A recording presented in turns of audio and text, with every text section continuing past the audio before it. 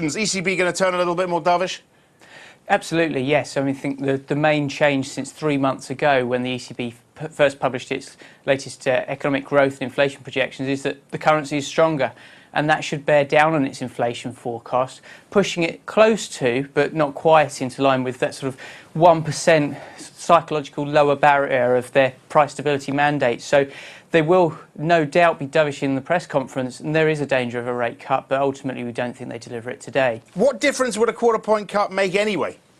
Not a lot at all. I think maybe it keeps the currency a little bit weaker, or at least caps any prior strengthening. But beyond that, I think the tangible benefits of it are fairly limited. Most think we're not going to get any more from the Bank of England either. What are your expectations? I believe you're going for 25 billion on QE, right?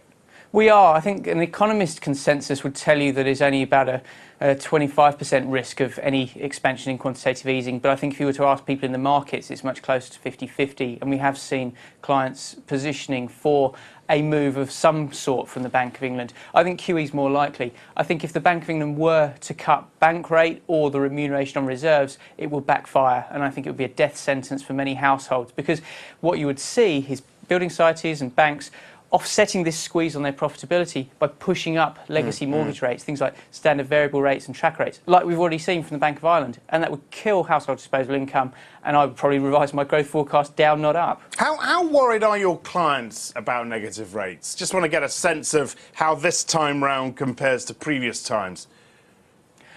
Increasingly so. I think one thing that Mark Carney will be very welcome when he comes here is coming up with a much more clear communications policy, which he's kind of promised, that it's been shambolic. Mervyn King comes out and sort of plays down the risk of further policy ease and then votes for it.